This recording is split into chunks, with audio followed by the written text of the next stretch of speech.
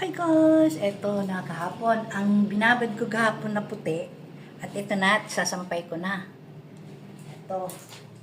Sipit na tayo. Magsipit-sipit. Bali, 8 pira ay hindi. 7 piraso lang muna itong puti. Meron pang iba doon. Sa susunod na yung pagsinipag. Yan. Dito ako magsampay ng malalaki na umot.